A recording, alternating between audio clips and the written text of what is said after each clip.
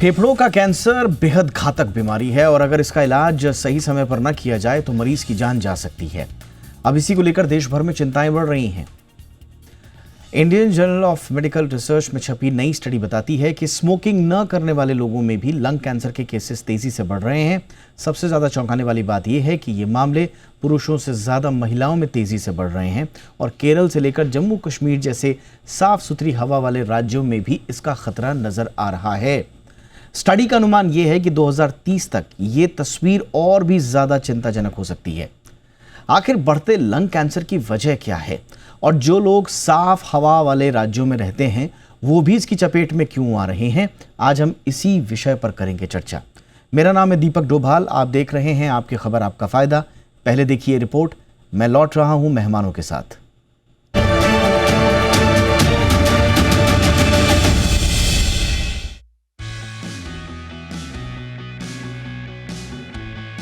क्या आप सोचते हैं कि अगर आप सिगरेट या तंबाकू से दूर हैं तो फेफड़ों का कैंसर आपको कभी छू भी नहीं सकता? अगर ऐसा सोचते हैं तो एक ग्लोबल स्टडी आपकी चिंता बढ़ा सकती है। स्टडी के मुताबिक साल 2030 तक देश में फेफड़ों के कैंसर के मामलों में भारी बढ़ोतरी देखने को मिल सकती है।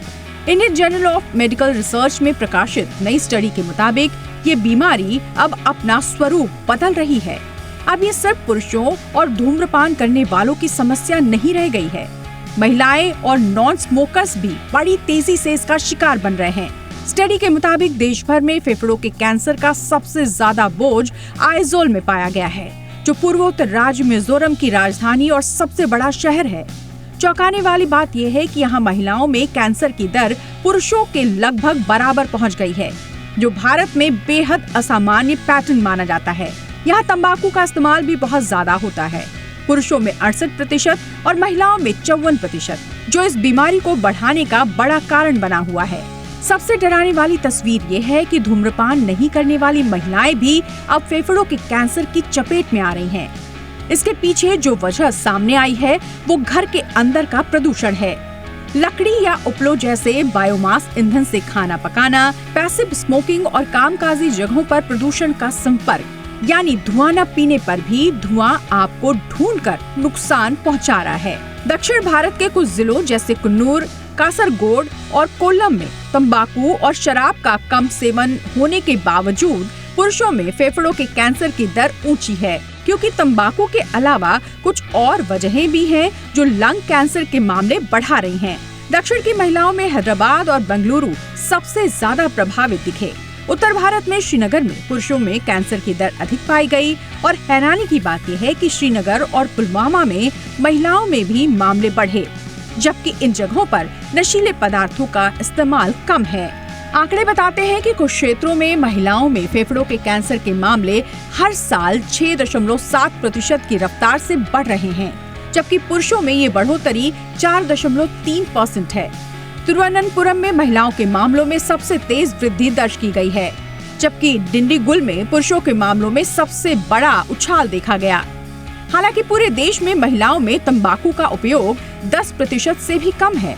रिसर्चर्स साफ तौर पर इसके लिए खराब हवा और घरेलू प्रदूषण को जिम्मेदार मान रहे हैं। अब बात करते हैं 2030 की उस तस्वीर की जिसे देखकर विशेषज्ञों की चिंता बढ़ गई है।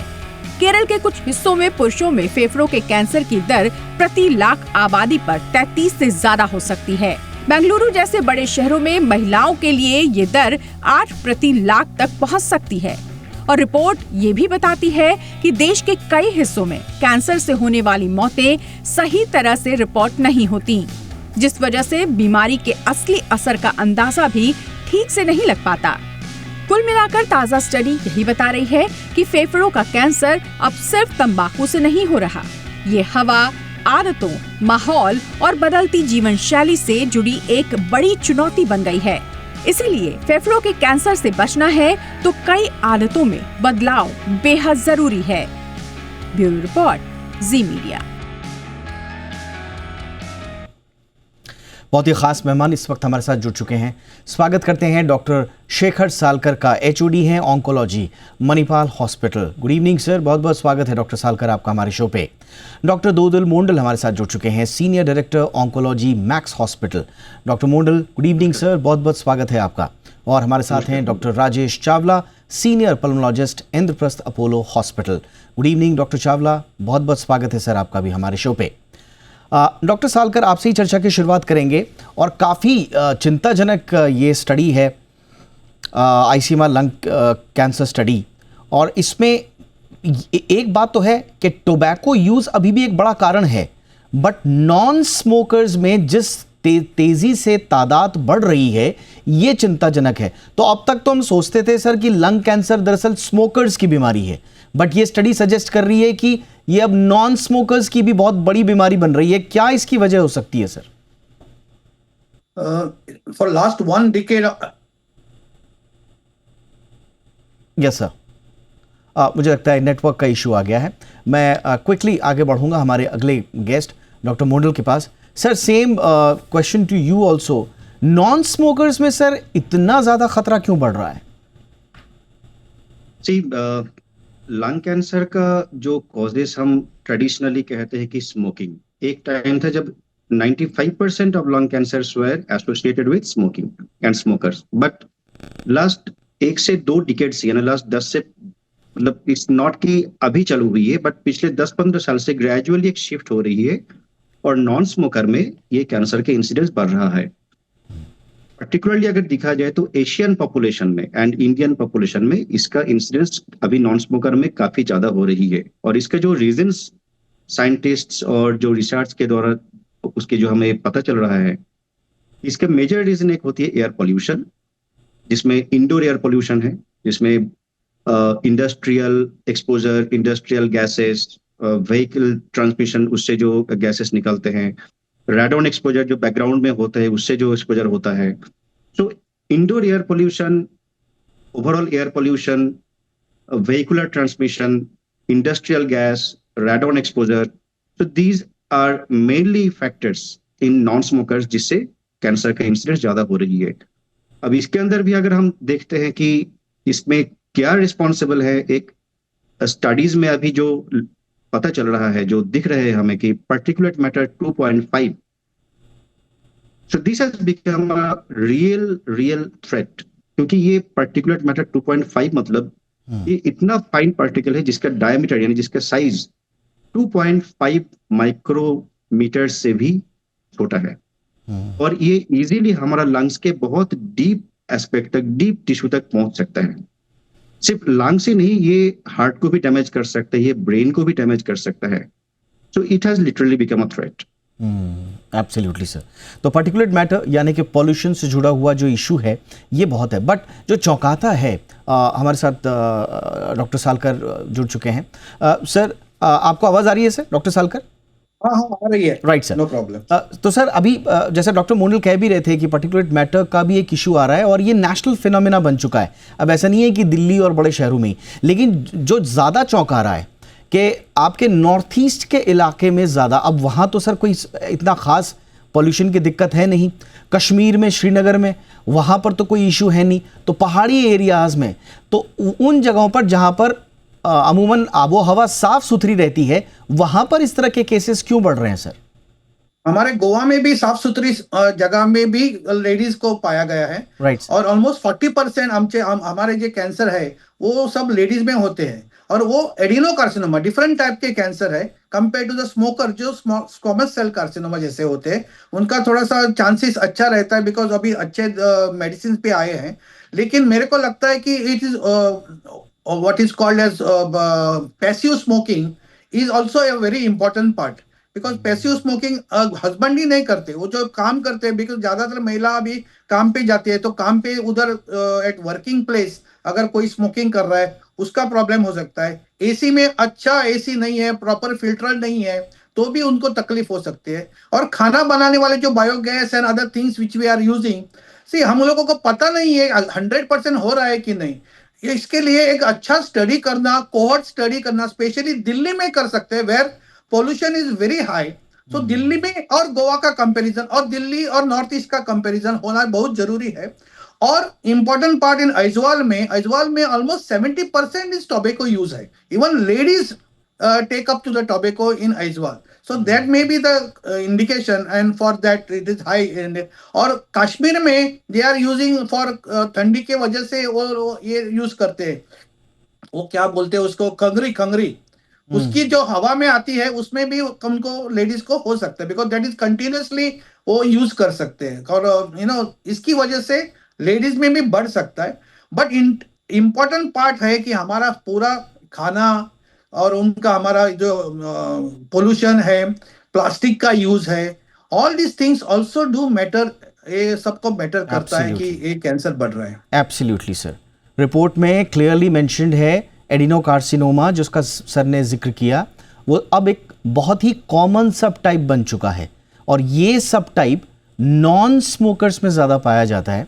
डॉक्टर मंडल, आप कुछ ऐड करना चाह रहे हैं? मैं डॉक्टर चावला के पास। हाँ, तो आपका जो सवाल है कि पहाड़ी इलाका में जहाँ पे एयर पोल्यूशन बिल्कुल नहीं है या फिर बहुत कम है, सी जो एरियाज के आप नाम ले रहे हैं, कश्मीर या नॉर्थ ईस्ट इंडिया, यहाँ पे एक बहुत कॉमन प्रैक्टिस है fire place.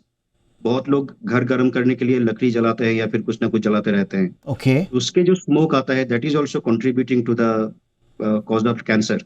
We never know. Okay, तो यानी कि इंडोर स्मोक जो है, इंडोर पोल्यूशन आप कहें, इंडोर पोल्यूशन, हाँ इंडोर। अगर आप WHO का recent 2025, so in very recent report WHO has commented that across the world, ये सिर्फ हमारे यहाँ का प्रॉब्लम नहीं, 99% of the population are inhaling bad air. So bad air, we must remember, bad air का बहुत रीजंस हो सकता है। ऑलराइट सर, और बैड एयर वो बाहर की भी हो सकती है और वो घर के अंदर की भी हो सकती है, कहीं भी हो सकती है। हाँ, एब्सोल्युटली। बट एक इंपॉर्टेंट चीज जो आई है आप दोनों से चर्चा में, डॉक्टर चावला आपके पास आ रहा हूं, ये कितना बड़ा थ्रेट बन चुका है कि जो व्यक्ति अच्छी आबो हवा में भी है, टोबैको यूज भी नहीं करता है, लेकिन उसको इतना ज्यादा खतरा बढ़ता जा रहा है पैसिव स्मोकिंग से।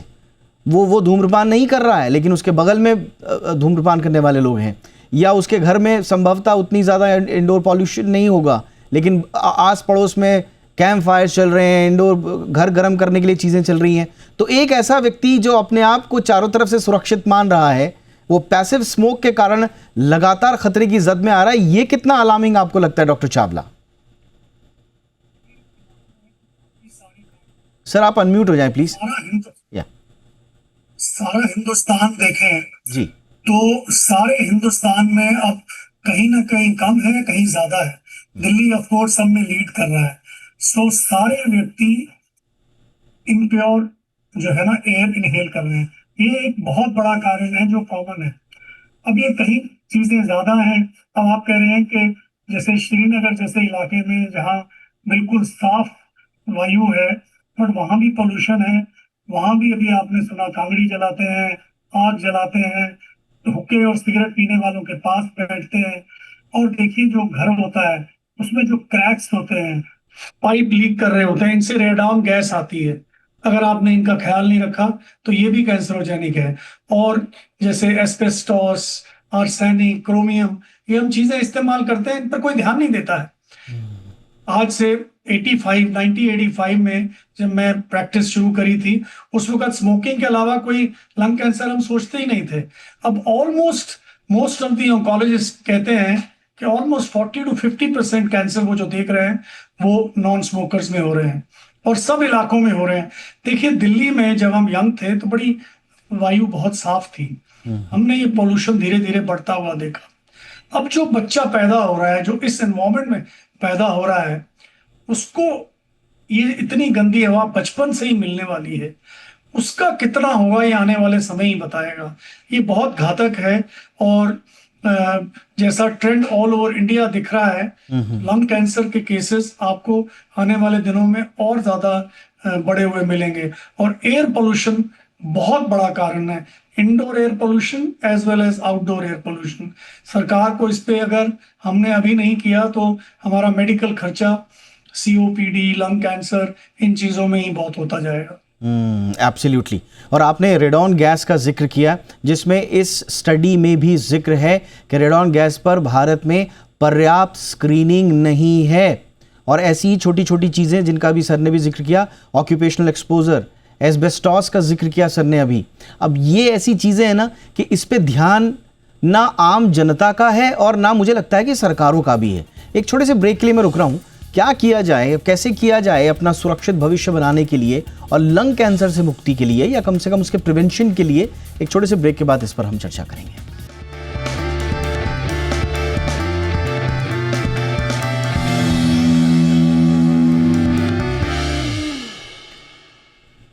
ब्रेक के बाद आपका स्वागत है। तो लंग कैंसर अब सिर्फ स्मोकर्स की बीमारी नहीं है, बल्कि ये नॉन स्मोकर्स में बड़ी तेजी से फैल रही है और उसके तमाम कारण हैं जो आईसीएमआर की एक स्टडी आई है, उसी पर आज हम कर रहे हैं चर्चा। डॉक्टर सालकर, अब गवर्नमेंट के लेवल पर तो देखिए बहुत सारे काम अभी बाकी हैं। आप लोगों से बातचीत करके ये पता चल रहा है कि इंडोर एयर क्वालिटी मॉनिटरिंग पर ठोस नीति आनी चाहिए। रेडॉन या दूसरी तरह के अगर हैजार्डियस एक्सपोजर्स हैं तो उनकी मैपिंग होनी चाहिए। विमेन में खास तौर से, जिनका आपने जिक्र भी किया, लंग कैंसर बढ़ने के बावजूद कोई स्क्रीनिंग पॉलिसी है नहीं है, I don't know. Biomass fuel replacement scheme, Ujjwala जैसी बहुत अच्छी स्कीम, बहुत हिट योजना है हमारे पास, लेकिन वो ग्राउंड पर क्यों नहीं बायोमास फ्यूल को रिप्लेस कर पा रही हैं, आई डोंट नो। इसमें शायद और ज़रूरत होगी।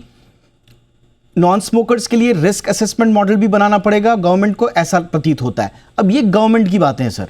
अब एक आम आदमी को सलाह दें सर, एक आम आदमी क्या करे जो कि नॉन एक्सपोजर वाले इलाकों में भी है, अपने आप को सुरक्षित महसूस कर रहा है, उसे क्या करना चाहिए ताकि वो कम से कम दूर रह पाए लंग कैंसर से? पहले हम गोवा के गवर्नमेंट एक्चुअली अभी एआई से एक्सरे के साथ मैचअप किया है and they can early diagnosis के लिए कोशिश कर रहे हैं।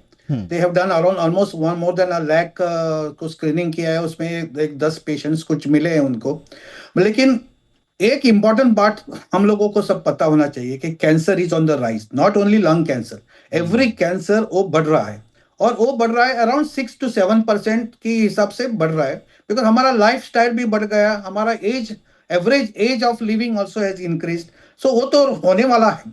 How we can control is important है। हमको कंट्रोल कैसा कर, जिसको हमको पता है कि ओके स्मोकिंग के लिए हमको पता है, दारू के लिए हमको पता है, एकदम पैसिव स्मोकिंग के लिए हमको at least that we can do, वो तो हम कम कर सकते। Something which are not in our hand, हमारे हाथ में नहीं है, उसके बारे में ज्यादा सोचने से ज्यादा कुछ फायदा नहीं है। जो हमारे हाथ में है वो तो कर सकते हैं। Lot of vegetables we can eat, lot of keep ourself fit also, keep ourself lot of unnecessary और रेड मीट नहीं खाने का। All these things also do matter. Smoking बंद किया, अल्कोहल बंद किया, पैसिव स्मोकिंग बंद किया, तो एटलीस्ट 50% तो कम हो सकते। यस, लेडीज को जो बढ़ रहा है वो एक बहुत एक इंपॉर्टेंट बात है, और we have to cause lot of awareness. हमारे ओर से हम लोग हमेशा अवेयरनेस कर रखते हैं, वो तो हमारा चालू है अवेयरनेस। लेकिन जो अभी ठंडी में जो यूज कर रहे हैं उनको मास्क पहना रहे, लेकिन everything is so costly now, even mask are costly becoming. You have to wear a proper N95 mask. N95 mask तो आपने पहना तो इसका कॉस्ट बहुत ज्यादा होता है। Correct. So it is only meant for only doctors who are in a high risk patients, which are we are, because we are also using cautery, that also हमारे पास जो cautery यूज करते हैं उसका जो धुआं आता है उसमें डॉक्टर लोगों के भी चांसेस है कि उनको बीमारी हो सकती है। तो यानी कि अछूता कोई नहीं है, हर कोई इसकी जद में है। बट एक इंडिविजुअल लेवल पे डॉक्टर मोंडल, आप क्या सलाह देंगे इंडिविजुअल लेवल पे, और क्या कुछ किया जा सकता है? See, when we talk about prevention, कि हमें रोकना है, तो इसका एक स्ट्रेटेजी होती है। So something is known as primary prevention, and then we talk about secondary prevention. तो primary prevention मतलब है जो फैक्टर्स के वजह से कैंसर हो रही है, आपको उसको कम करना है। स्मोकिंग से कैंसर होती है तो स्मोकिंग रिड्यूस करनी है। पोल्यूशन से कैंसर होती है तो एयर पोल्यूशन कंट्रोल करनी है। इंडोर पोल्यूशन कम करनी है। जो एस्बेस्टोस या जैसे कि गैस एक्सपोजर हो रही है, इंडस्ट्रियल एक्सपोजर हो रही है, उसको प्रिवेंट करनी है। तो this is known as primary prevention. तो फैक्टर्स को रिड्यूस, रिस्क फैक्टर्स को रिड्यूस करना है। Then secondly we talk about secondary prevention, यानी जहां पे हम स्क्रीनिंग और अर्ली डिटेक्शन की बात करते हैं। इसके लिए जो हम फॉलो करते हैं, एक अभी रिसेंट जो गाइडलाइंस भी है कि लो डोज सिटी स्कैन, मतलब इसमें बहुत ही कम डोज से चेस्ट का स्कैन होती है, जिससे अर्ली स्टेज में लंग कैंसर डिटेक्ट हो सकता है। इसको करना है high risk population. High risk population का भी स्पेसिफिक क्राइटेरिया है, जैसे कि किसी को इमीडिएट फैमिली मेंबर्स के कैंसर का हिस्ट्री है, जैसे ब्रदर हो गया, ब्रदर सिस्टर फादर मदर, जो इमीडिएट ब्लड रिलेटेड है। किसी को अगर बचपन में चेस्ट एरिया में रेडिएशन एक्सपोजर हुई है फॉर व्हाटसोएवर रीजन, किसी को ट्रीटमेंट पर्पस में रेडिएशन लगा था, तो उसमें भी लंग कैंसर का रिस्क बढ़ जाता है, तो उसको भी स्क्रीन करना चाहिए। ओके। जो हेवी स्मोकर्स है उसका भी डेफिनेशन है कि 20 पैक ईयर, कुछ गाइडलाइंस कहते हैं 30 पैक ईयर। जो रिसेंटली स्मोकिंग क्विट किए हैं लास्ट 15 साल के अंदर, बट पहले हेवी स्मोकर थे, तो दीज आर डिफाइंड गाइडलाइंस कि हमें स्क्रीन किसको करना है और कैसे करना है। आपने बहुत अच्छे से बताया। Exercise, yes sir. जैसे हम सोचते हैं कि डाइट और एक्सरसाइज सब कुछ का समाधान है, बट वो लंग कैंसर में नहीं है, क्योंकि डाइट और एक्सरसाइज से लंग कैंसर के कोई डायरेक्टली लेना देना नहीं है, बट फिर भी proper healthy diet and healthy lifestyle maintain करना जरूरी है। आपने एक बहुत अच्छा एंगल रखा है। मेरे पास, सॉरी सर, मेरे पास वक्त की कमी, इसलिए मैं आपको इंटरप्ट कर रहा हूँ। डॉक्टर चावला, जो सर ने अभी जिस बात का जिक्र किया, क्या हमारी लाइफस्टाइल और हमारे तौर तरीके, जीवन शैली, क्या हमें इम्यून बना सकते हैं कि हम लंग कैंसर से बचे रहें, चाहे हम एक्सपोज जो एरियाज हैं वहाँ पे भी हैं? मतलब एक्सरसाइज वगैरह, अच्छा खान पान, क्या ये मैटर करता है सर? सब मैटर करती है, बट ऐसा आपने नहीं हो सकता। आपको सिगरेट छोड़नी होगी, आपको एयर पोल्यूशन से, अगर जैसे दिल्ली जैसे शहर में रहते हैं, तो जब नवंबर दिसंबर इनमें जब बहुत AQI हाई है, आपको मास्क पहनने होंगे, रेगुलरली पहनने होंगे। लोग, हमारे यहाँ इंडस्ट्री है, इंडस्ट्री में कोई मजदूर के मास्क नहीं मिलेगा, वहाँ हजारों केमिकल्स एनवायरमेंट में है। तो इस तरह का strict precautions from the government side, they should also be implemented. Delhi में सुप्रीम कोर्ट ने भी कहा है कि इलेक्ट्रिकल व्हीकल्स लाएं। सो ये एक एंगल से कमी नहीं होगी, पर्सनल लेवल पे होगी, देश के लेवल पर होगी, और तभी ये आप इसको बचा सकते हैं। पर्सनल लेवल पर आप क्या कर सकते हैं? आप सिगरेट छोड़ दीजिए। आपके घर में क्रैक्स हैं, पाइप्स लीक कर रहे हैं, जहाँ से रेडॉन आ सकती है, आप उनको रिपेयर करें। आप बायोमास गैस का फ्यूल यूज मत करें। अच्छी वेंटिलेशन रखें घर के अंदर, और कोई आपके सामने पी रहा है उसको मत पीने दीजिए, या उठ के चले जाइए, या उसको, और कोई आपको लाइट भी करे तो सिगरेट मत शुरू करिए। Right sir. ये आप पर्सनल लेवल पे चीजें कर सकते हैं। अच्छी सब्जियां, अच्छे फ्रूट्स खाइए, इनसे एंटीऑक्सीडेंट, ये आपको सब कैंसर से थोड़ी सी प्रोटेक्शन देते हैं। Right sir. नेशनल लेवल पे गवर्नमेंट को इस चीज को सीरियसली लेके पॉलिसी बनानी होगी, not only for pollution, for industry also, so the workers are safeguarded. नहीं तो जैसा अभी आप दोनों फिजिशियंस को आपने सुना, आने वाले दिनों में सब कैंसर, ये तो हम लंग कैंसर की बात कर रहे हैं, सब कैंसर की हर तरह के हमारे कैंसर देश में बढ़ने वाली है। Again sir, very important point, occupational health enforcement हमें और सुदृढ़ करनी पड़ेगी। ये बहुत इंपॉर्टेंट आपने इसमें एंगल जोड़ा है सर। तो कुल मिला के देखिए, लाइफस्टाइल के साथ साथ ना एनवायरनमेंट ड्रिवन डिजीज भी हो गया है, और ये लंग कैंसर और हर तरह के कैंसर को लेकर सतर्क होने की आवश्यकता है। क्या कुछ आपको करना है, हमारे तीनों मेहमानों ने बहुत अच्छे से समझाया। बहुत बहुत धन्यवाद डॉक्टर शेखर सालकर सर, आपने समय निकाला। Doctor Dudul Mondal sir, thank you so much sir. Doctor Rajesh Chawla sir, thank you so much sir for your time. Show में इतना ही, अपना ध्यान रखिए, नमस्कार।